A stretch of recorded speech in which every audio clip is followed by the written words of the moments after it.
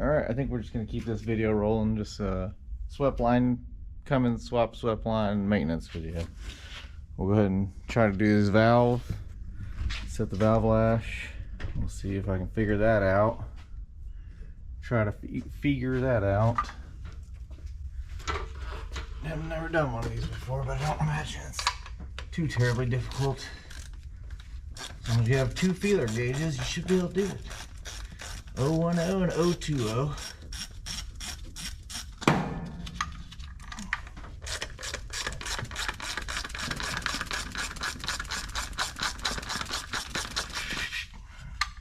So I'll get all these valve covers off, and then we will go from there.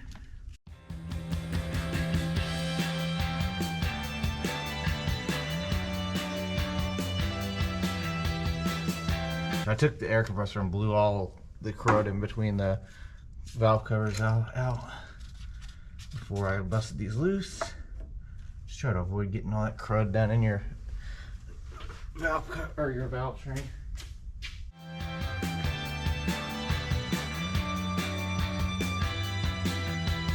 And I'll get to find top dead center the good old-fashioned way, because I broke the pin. A little plastic plunger piece that you push in down there to find top dead center as you're barring over the engine. So we get to do it by feeling rattly valves. All right. Yep. Looks like a diesel. Okay. So we should be doing like, if it was that top dead, if number one was at top dead center, we'll have number one intake and exhaust will be loose. We're not there yet. Then you'll have the intake of number two and number four will be loose. Ooh, a leaf. Ooh, a piece of pine tree. I thought I did blow it out with the air chuck, but you know how that goes. Good grief. I don't think it'll hurt it anyway, but it's really not, it's not foreign material, it's made of metal, so there's that. Let's see if we can, should be able to bar it over with the alternator. 22 millimeter, okay. Turn it over, reversey.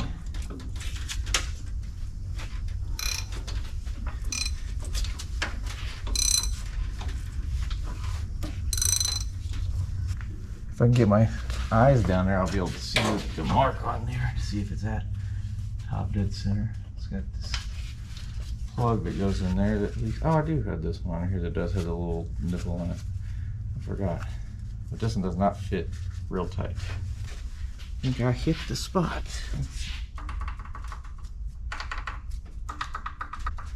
Well, let's look.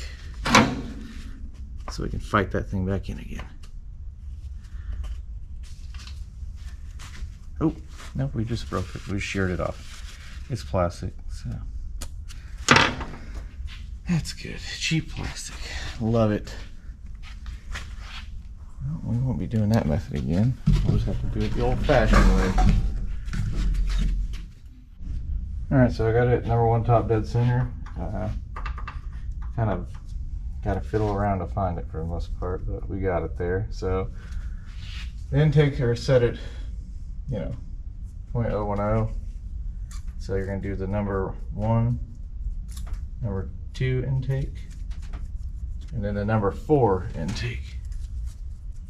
Intake's the closest, you know, to the front of the engine. Exhaust will be the one in the back. You can see it lines up with the exhaust port on your manifold. All right, we'll just break this locking nut loose. So I'll put some heat on that, dude, so you can get your adjuster screw. I don't know if you've ever set valves on something, but you just want to have a little catch to it. Not too bad. That's too much, I feel like. Yeah, back it off a hair. And whenever you tighten it back down, which you're supposed to torque it to 18 foot-pounds, I don't think that's necessary. It'll kind of want to move. That's pretty good right there.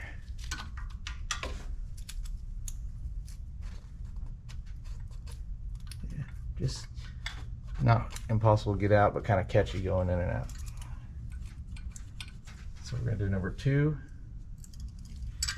Same thing, break it loose.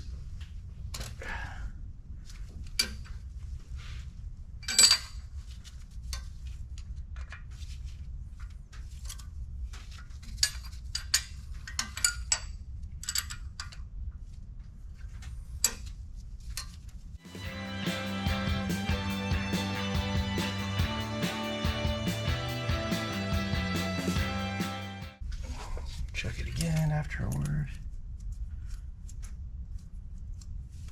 It's not as tight as I'd like it to be. Just a tiny bit more. Nope, more than that. Not that much.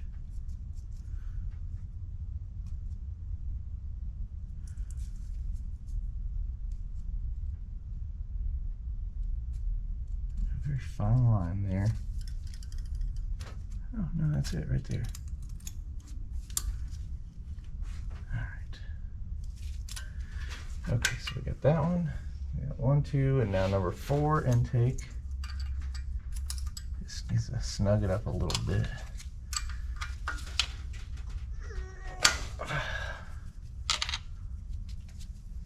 Let's see. Not tight enough.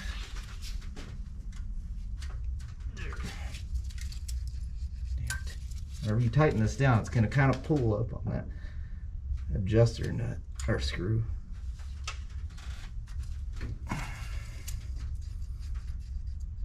There we go, just a little catchy. All right, now those ones are done on that top dead center of number 1. So we'll do the exhaust. The exhaust is 020. So let's get the feeler gauge for that. All right. Let's do number 1 exhaust. Let's see what it's at. Maybe it didn't feel too bad, but we'll go ahead just a little bit.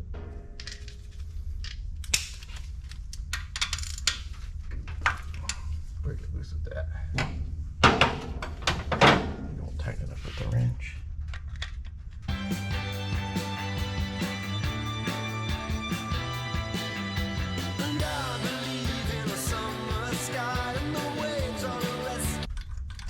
Good right there. All right, we'll do number 3 exhaust. Let's see, that one's real loose, isn't it? Yeah,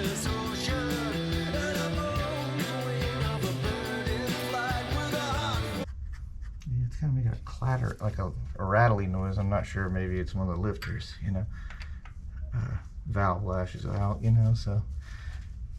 I've not ever done it on this, and I don't know what, you know, previous owner, no telling when it was done. There you go. This engine and transmission came from a truck that was rolled over, so who knows the maintenance history on something like that. So you got 1, 3, and 5 exhaust. Oh, number 5 exhaust. This one almost in the back.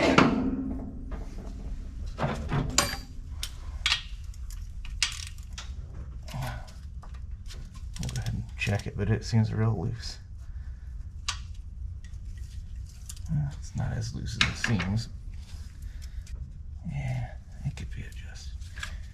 Definitely just go ahead and do them while you're in there, you know.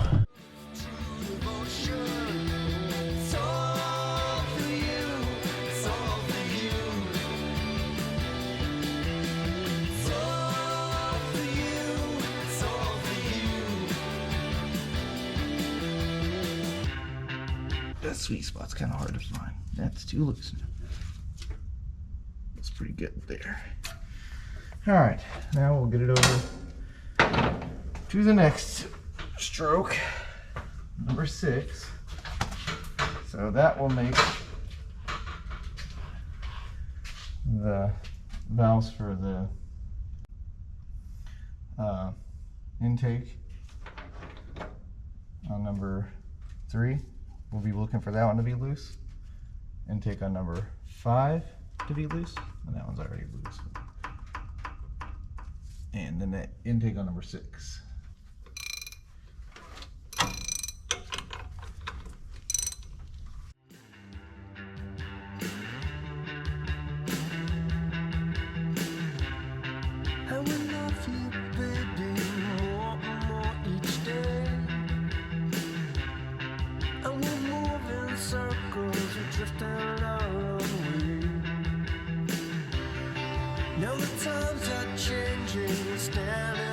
Exhaust number 6.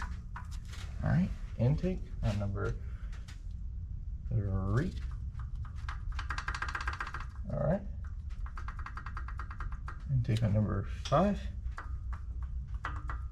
Intake on number 6. Yep, those feel like they're loose. So I think we're good. So basically, you know, your engine should be 360 degrees over to get to top dead center number 6 from where you were with number 1. So you're basically just gonna do a revolution. And yeah, don't, you know, I could be wrong, but I'm pretty sure that's what, from what I understand, you know, what I know is my wiki.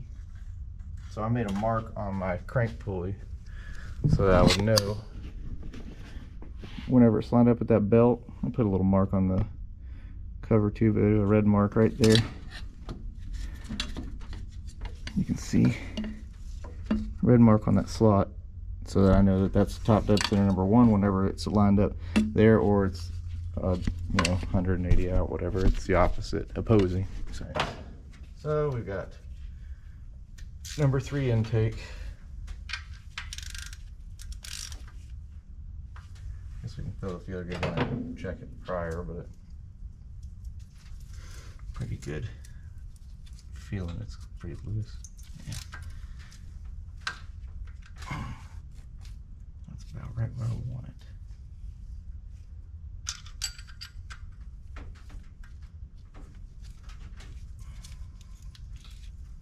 Yeah, it's a little loose.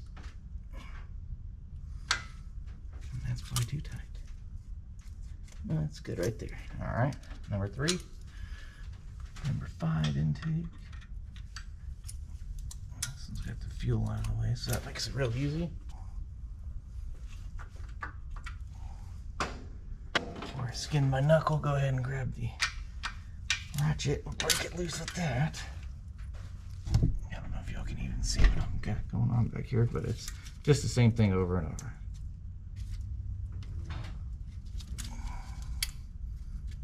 Just a little grabby. That's all you want. It's a little bit of grab. A little tight. Let's see. That's about perfect right there. Okay. Okay. I think we got that one. Right. Now, since we're already back here, we'll just start the exhaust on this side. On number 6. Yeah, it's pretty loose there. Now, since I know this one's going to spin on me, we'll back it off a tiny bit. Since I don't have a whole lot of room to get a wrench in there with the on there. That feels good right there. And it's kind of loose, actually. Never mind. So we'll tighten it up a smidge. Right there, let's try that.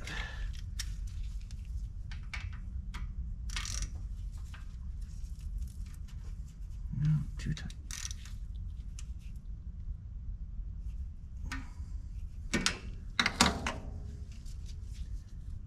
Back it off a little bit. Tighten it up again.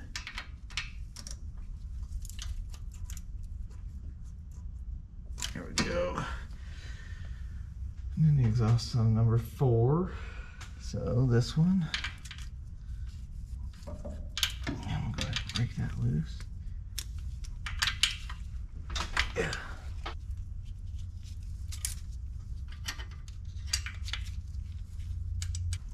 number 2.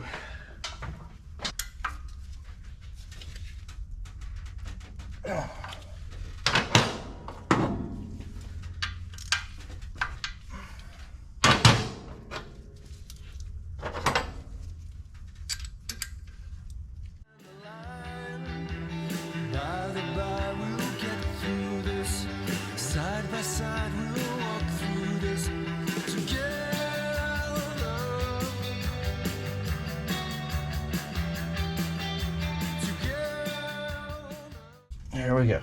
All right, and that's the valves. Setting the valve lash. So, okay, that'll wrap up this part of the video. I'm gonna button all this back up, and then I forgot to grease the rear U-joint, so I got to do that, and I got to hook the parking brake cables up, and we're gonna drive it today. Gotta get going. I gotta get moving. So, all right, we'll be back.